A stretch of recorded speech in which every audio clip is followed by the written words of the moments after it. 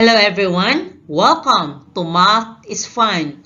Our lesson for today is one of the topics of integral calculus, which is definite integral. What is an integration? Integration is vital to many scientific areas. Many powerful mathematical tools are based on integration. Differential equations, for instance, are the direct consequence of the development of integration. Furthermore, integration stems from two different problems. The more immediate problem is to find the inverse transform of the derivative. This concept is known as finding the antiderivative. The other problem deals with the areas and how to find them. What is a definite integral? When we say definite integral, it is an integral that contains the upper and lower limits. For example, start and end value is known as a definite integral. The value of x is restricted to lie on a real line, and a definite integral is also called a Riemann integral when it is bound to lie on the real line. We have some properties of definite integrals. The first one is the integral of f of x with respect to x from a to b. This is equal to the negative integral of f of x with respect to x from b to a. The second property is the integral of f of x with respect to x from a to a. This is equal to 0. The third property is the integral of c times f of x with respect to x from a to b. This is equal to c times the integral of f of x with respect to x from a to b, where c is a constant. Another property of definite integral is the integral of the quantity of f of x plus or minus g of x with respect to x from a to b. This is equal to the integral of f of x from a to b plus or minus the integral of g of x with respect to x from a to b. Okay, to understand further some properties of definite integrals, then let's apply it. This is our example number 1. Evaluate the definite integral. The integral of 6 with respect to x from 2 to 4. 2 is the lower limit and 4 is the upper limit. So, first is we're going to integrate this integral. The integral of 6 with respect to x, this is equal to 6x plus c. Next, we're going to find the value of this integral from the limits of 2 to 4. We're going to use this formula. The integral of f of x with respect to x from a to b, this is equal to f of b minus f of a. So here, let's solve. So 6x, this is equal to 6 times 4. 4 is the upper limit. Minus f of a is 6 times 2. 2 is the lower limit. Then, let's simplify. 6 times 4 is equal to 24 minus 6 times 2, which is equal to 12. 24 minus 12 is equal to 12. And this is the answer in evaluating this definite integral. Another example. Evaluate the definite integral. The integral of pi dt from 2 to 5. So, let's integrate first. So, this is equal to pi t plus c. Then, let's solve the definite integral from the lower limit, which is 2, to the upper limit, which is 5. So, pi times 5 minus pi times 2. So, let's simplify. Pi times 5 is 5 pi minus pi times 2 is 2 pi. 5 pi minus 2 pi is equal to 3 pi. And this is our answer. Another example. Evaluate the definite integral. So the integral of 8 with respect to y from negative 3 to positive 8. Let's integrate first. So this is equal to 8y plus c. Then, let's solve. So, 8 times 8 minus 8 times negative 3. Okay, 8 times 8 is equal to 64. Minus 8 times negative 3 is negative 24. So, 64 plus 24. This is equal to positive 88. And this is our final answer.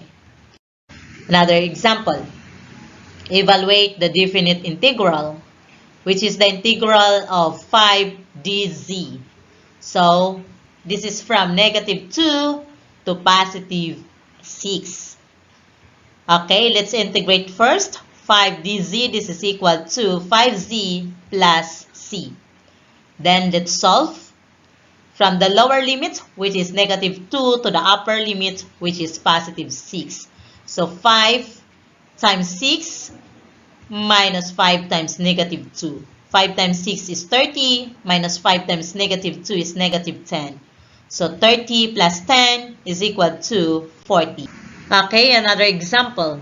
The integral of 15x squared with respect to x from 2 to 3.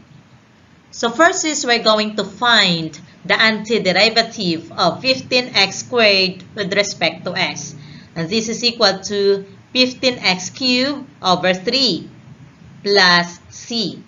Let's divide. 15 divided by 3 is equal to 5x cubed plus c. Then let's solve the lower limit and the upper limit. So we have 5 times 3 raised to the power of 3 minus 5 times 2 raised to the power of 3. So let's simplify. 5 times 3 raised to the power of 3, which is equal to 27, minus 5 times 2 raised to the power of 3, which is equal to 8. Then, let's multiply. 5 times 27 is equal to 135, minus 5 times 8, which is equal to 40. 135 minus 40 is equal to 95. And this is our answer. Another example. The integral of 8x with respect to x from negative 3 to positive 2. So, first is we're going to find the antiderivative of 8x with respect to x. And this is equal to 8x squared over 2 plus c. Then, let's divide. 8 divided by 2 is equal to 4. Just copy x squared plus c. Then we're going to solve the lower and the upper limit. Okay, we have 4 times 2 raised to the power of 2 minus 4 times negative 3 raised to the power of 2. Okay, let's simplify. 4 times 2 raised to the power of 2 is equal to 4 minus 4 times negative 3 raised to the power of 2, which is equal to 9. Okay? 4 times 4 is equal to 16. Minus 4 times 9 is equal to 36. 16 minus 36 is equal to negative 20. And this is our final answer. Okay, let's apply some definite integrals into an area problems. This is our first problem. What is the area between the curve y is equal to x squared minus 4 and the x-axis? So, to find an area, we integrate the function between negative 2 to positive 2.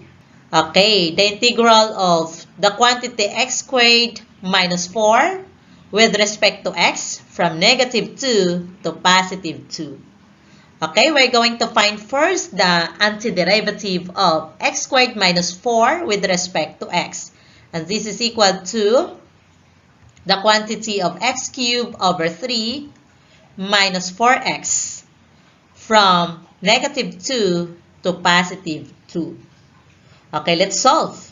So, x cubed over 3, this is equal to the quantity of 2 raised to the power of 3 over 3 minus 4 times 2 minus the quantity of negative 2 raised to the power of 3 over 3 minus 4 times negative 2. So let's further simplify. So 2 raised to the power of 3, this is equal to the quantity of 8 over 3 minus 4 times 2 is equal to 8 minus the quantity of negative 2 raised to the power of 3 is negative 8 over 3 minus negative 8. So, let's solve. We can use the cross product method. The quantity of 8 minus 3 times 8 is equal to 24 over 3 minus the quantity of negative 8 minus 24 over 3. Okay, 8 minus negative 24 over 3, this is equal to negative 16 over 3 minus negative 8 minus negative 24 over 3, this is equal to positive 16 over 3. Let's combine. Negative 16 over 3 plus negative 16 over 3, this is equal to negative 32 over 3. And the answer is equal to approximate negative 10 and 67 hundredths. The area is negative because the area lies below the x-axis. Another example.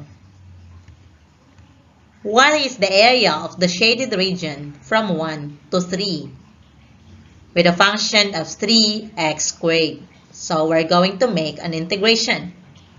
So the integral of 3x squared with respect to x from 1 to 3. Let's find the antiderivative of 3x squared with respect to x. And this is equal to 3x cubed over 3. Let's cancel 3 and the final answer is x cubed plus c. Then let's substitute the values of the lower and the upper limits. So we have 3 raised to the power of 3 minus 1 raised to the power of 3. So 3 times 3 times 3 is equal to 27 minus 1 times 1 times 1 is equal to 1. 27 minus 1 is equal to 26. So the area of the shaded region is 26 square units. I hope that you understand our lesson for today. With this, science is the differential calculus of the mind. Art is the integral calculus. They may be beautiful when apart, but are greatest only when combined.